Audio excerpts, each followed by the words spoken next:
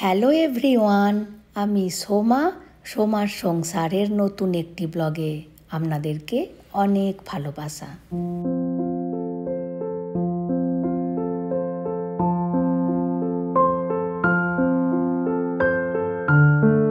আজকে শনিবার আর মেয়ে যাচ্ছে এখন স্কুলে, আর দেবরাজের আজকে স্কুলটি ছুটি। তবে এবছর থেকে দেবরাজেরও শনিবারে স্কুল হবে বলছে। আগে 5 পর্যন্ত শনিবারে স্কুল হতো না, এবছর থেকে শনিবারে স্কুল রাখছে। যাই হোক, আর আমরা 3 জনে বেরিয়েছি শপিং করতে। আর এখন বাজছে সকাল 9:30। এখানে এয়ারপোর্ট পেরিয়ে একটি 5 স্টার হোটেল আছে, তো ওই হোটেলের ভেতরেই এক্সিবিশন রেখেছে। ওই জন্যই বেরিয়েছি কী সব আছে দেখতে। আর এই যে দেখুন, আন্নাও রেডি, আর আক্কা আন্না দুজনেই যাবে আমাদের সাথে। আর দেখুন, এটি কোয়েম্বাটুরের 2য় রেলওয়ে স্টেশন। আর এখানে আক্কা আর আন্নার মাঝে আমাদের গোপাল। আর জানেন, এরা তো দুজনে আগে মামা ভাগ্নি ছিল, এখন হাজব্যান্ড ওয়াইফ হয়েছে। এদের দুজনের বন্ডিং কিন্তু খুব ভালো।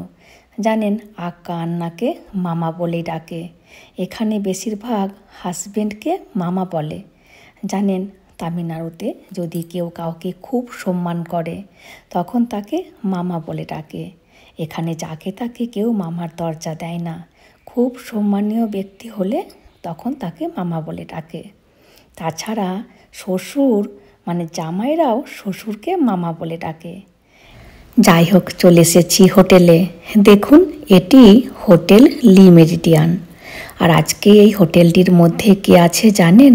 আমাদের তামিলনাড়ুর মুখ্যমন্ত্রী MK স্ট্যালিন। ওই জন্য শুধু পুলিশে ভর্তি এখানে। গতকাল থেকে উনি এখানে আছেন, আর আজকে ওনার একটি মিটিং আছে। আর এটি লি মেরিডিয়ানের কার পার্কিং। জানেন, আগে আমরা এই হোটেলে প্রতি বছর আসতাম নিউ ইয়ার সেলিব্রেশন করতে। 2019-এতেও এসেছিলাম, কিন্তু কোভিডের পর থেকে সেই যে আমাদের আসা বন্ধ হলো, তারপর থেকে আসিনি। ভেতরটি খুব সুন্দর। আজকে আমরা ভেবেছিলাম যাবো একটিবার চা খেতে, কিন্তু ভেতরে কাউকে অ্যালাউ করছে না। যেহেতু চিফ মিনিস্টার ভেতরে আছেন, ওনাদের অনেক প্রোটোকল আছে, ওই জন্য। তবে এবছর ভাবছি নিউ ইয়ারে আসবো। যদি আসি, ভেতরটি পুরোটি ঘুরিয়ে দেখাবো। আর এই বড় হলটিতে যাবতীয় ব্র্যান্ডেড জিনিসপত্রের এক্সিবিশন রেখেছে। 80% পর্যন্ত ছাড় আছে। আর এই জুতোগুলোর আসল দাম প্রায় 4,000 টাকার মতো, কিন্তু সেল প্রাইস দিচ্ছে 1200 টাকা। আর দেখুন, থাইল্যান্ড থেকে কত জুতো নিয়ে এসেছে, তবুও হাজব্যান্ড জুতো বাচ্চে ছেলের জন্য, নাকি 1 জোড়া বুট নেবে। থাইল্যান্ড থেকে গোপালের জন্য সেরকম বুট নিয়ে আসেনি, ওই জন্য। যাই হোক, ও বাছুক, আমি বরং আর কোথায় কি আছে দেখি। আর এদিকে সব মেয়েদের জুতো। এই জুতোগুলোর দাম 400 টাকা। আর এখানে আছে ডোরম্যাট। দেখুন, ডোরম্যাটের কালারগুলোও খুব মিষ্টি। আর এই ম্যাটগুলির দাম আছে 500 টাকা। আমারও খুব নিতে ইচ্ছে করছিল, কিন্তু বাড়িতে এখনও 2টো নতুন পড়ে আছে, ইউজই করিনি। আর এই আপারগুলো দেখুন, কি দারুণ কোয়ালিটি। আর এগুলোর আসল প্রাইস আছে ওই 3,800 টাকা, আর সেল প্রাইস নিচ্ছে 1200 টাকা। আর এখানে আছে যাবতীয় জ্যাকেট, আর এখানে আছে T shirt, gents T shirt.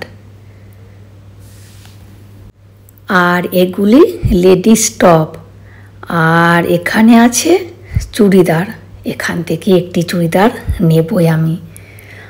আর এখানে আছে বেডশিট। আর এখানে আছে বাচ্চাদের জন্য সমস্ত রকম জামা, প্যান্ট, এইসব। আর যেটি দেখছি নিতে ইচ্ছে করছে। দেবরাজে 2-3টি জামা পছন্দ করেছে। এখানে যে আসবে কেউ খালি হাতে ফিরবে না। আর এদিকে আছে লেডিস জিন্স। আমি ভাবছি আমার জন্য একটি নেব। দেখুন, প্রাচীরের ওপরে কেমন একটি ময়ূর বসে আছে। আমাদের বাড়ির ছাদেও মাঝে মধ্যে ময়ূর আসে। যাই হোক, আমরা যখন এসেছিলাম তখন ওই গোটা কতক লোকজন এসেছিল। এরই মধ্যে দেখুন কত লোকজন এসেছে। আর হাজব্যান্ড এই প্যান্টটি আমার জন্য পছন্দ করেছে, কিন্তু দেখছি সাইজে বড়। আর এই জামাগুলিকে দেখুন কি দারুণ। যদি হাজব্যান্ড থাইল্যান্ড থেকে জামা কাপড় নিয়ে না আসতো তাহলে এখান থেকে অনেক কিছু কিনে নিয়ে যেতাম। আর প্রতিটি জামাই ভীষণ পছন্দ হয়েছে আমার।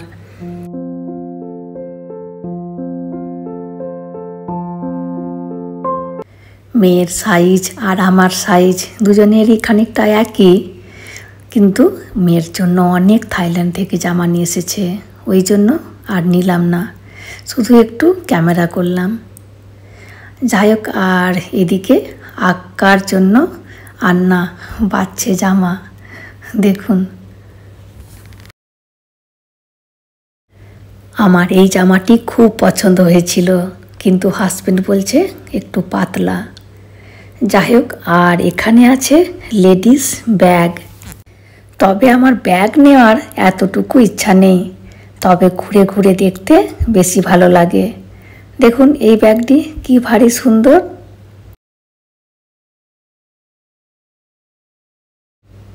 আর এই ব্যাগটিও ছোটোখাটোর মধ্যে মন্দ নয়। আর এই ব্যাগগুলির দাম 1000 টাকা।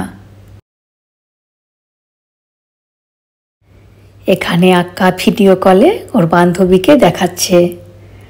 আর এই জামাটি আমার ভীষণ পছন্দ হয়েছে, এটি নেব ভাবছিলাম, তবে ঠিক সাইজটা পেলাম না। 2XL পেয়েছি, একটু ফিটিংস করাতে হবে। আর এটিও পছন্দ করেছি, কিন্তু হাজব্যান্ড বলছে দুটো দেব না, যে কোনো একটি নাও। আর প্রায় 1.5 ঘন্টার মতো হয়ে গেছে। দেখুন এরই মধ্যে কেমন মানুষের ভিড় হয়েছে। আমরা ঠিক টাইমে এসেছিলাম। আর একটি দুটি করে অনেক টাকায় কিন্তু আমাদের বিল হয়ে গেছে, প্রায় 4000 টাকার মতো। দাঁড়ান আপনাদেরকে বিলের স্লিপটি দেখাচ্ছি। এই যে দেখুন 3900 টাকা। আর এই টপটি আমি নিয়েছি। যাই হোক, আমাদের বিল হয়ে গেছে, এবার কাভারে ভরে দিলেই হয়ে যাবে। আর দেখুন কত পুলিশ বসে আছে। আর মেন গেটের সামনে তো পুলিশে ভর্তি, আমি আসার সময় ভিডিও করিনি। যাই হোক, জানেন এই হোটেলের ভেতরে অনেক সিনেমার শুটিং আছে। আর এখানেই মানে এই হোটেলটিতেই বড় বড় মন্ত্রী স্টারেরা সব এসে থাকে। আমরা যে হলটিতে শপিং করছিলাম ওই হলটিতেও মাঝে মধ্যে মিটিং হয়, জন্মদিনের পার্টি রাখে, বিয়ে বাড়ির পার্টি রাখে, অনেক কিছুই হয়। আর এই সব গাড়িগুলো দেখুন সব ওই পার্টির লোকেদের গাড়ি। আর সামনে দেখুন কত পুলিশ।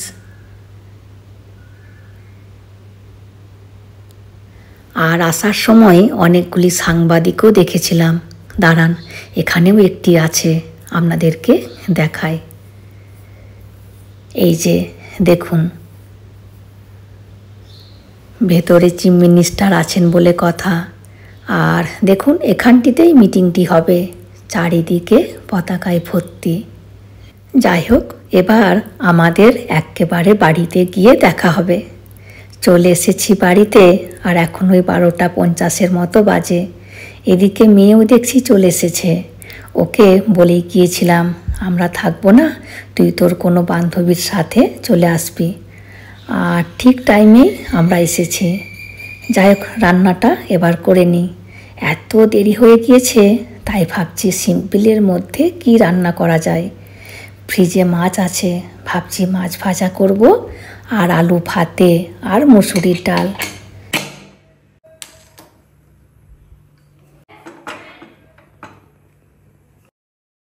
চলুন এবার বরং মাছটা ফ্রিজ থেকে বার করে নিই। বরফটা ছাড়তে একটু দেরি হবে, একটুক্ষণ জল দিয়ে বসিয়ে রাখি, তাহলে তাড়াতাড়ি বরফটা কেটে যাবে। আর হাজব্যান্ড মাছ খাবে না, ও শুধু ডাল আর আলু ভাতে দিয়ে খেয়ে নেবে। আর এই কুকারটাতে আলু সেদ্ধ বসিয়ে দিচ্ছি, তাহলে তাড়াতাড়ি একটু হয়ে যাবে। এবার ডালটা ধুয়ে ইন্ডাকশান ওভেনে বসিয়ে দেব। আর মাঝে মধ্যে এরকম সিম্পল খাবার খেতে ভালোই লাগে বলুন। আর আমার মনে আছে আমি যখন পরীক্ষা দিতে যেতাম, মা এই মুসুরির ডাল, আলু ভাতে, বেগুন ভাজা, কোথা পেঁয়াজ পোস্ত, কোথা মাছ ভাজা, এরকম সব রান্না করে দিত। আর আমি এরকম খাবার খেয়ে পরীক্ষা দিতে যেতাম। তখন কিন্তু খুব ভালো লাগতো। সকালবেলায় উঠে স্নান টান করে এসব ভালো ভালো খাবার খেয়ে পরীক্ষা দিতে যেতাম। বলে নাকি ডালের এই ফেনাটা ফেলে দিতে হয়, খেতে নেই, পোকা হবার ভয়ে সব ডালেতেই তো ওষুধ দেওয়া থাকে। ওই জন্য আমি ফেনাটা ফেলে দিই, তারপরে নুন হলুদ দিই। ছেলে মেয়েদের কাছে একটু বসেছিলাম, এদিকে মাছের বরফটাও কেটে গেছে, নুন হলুদটা মাখিয়ে দিই। আর আগামীকাল মেয়ের জন্মদিনের ব্লগটি দেব।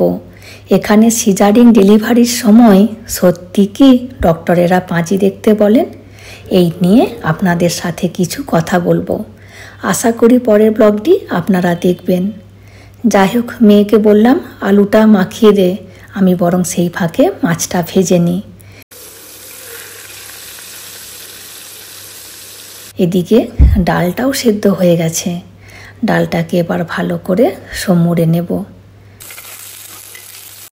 এদিকে মাছটাও প্রায় ভাজা হয়ে এসেছে, এবার ভাতের ফ্যানটাও গালিয়ে দিয়েছি আর ডালটাও এবার দিয়ে দেব।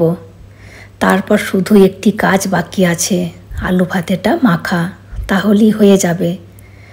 আর এই যে দেখুন, মেয়ে ভালো করে আলু ভাতেটা মাখিয়ে দিয়েছে, লঙ্কা তেলটা এখনও করা হয়নি। আর একটু আলু রাতের জন্য তুলে রেখেছি, বাকিটা মাখিয়ে ফেলবো। ব্যাস রেডি খাবার, 1 ঘন্টার মধ্যে কিন্তু সব হয়ে গিয়েছে। চলুন এবার আমরাও খেতে বসে পড়ি। আর ভিডিওটিও তাহলে আজকের মতো আমি এখানেই শেষ করছি। চলে আসবো পরের ভিডিওতে। হাসি খুশি থাকবেন, সবাইকে হাসি খুশি রাখবেন। আর যদি ভিডিওটি ভালো লাগে please like, comment and share করে দেবেন। আর অতি অবশ্যই সাবস্ক্রাইব করে দেবেন। Thank you.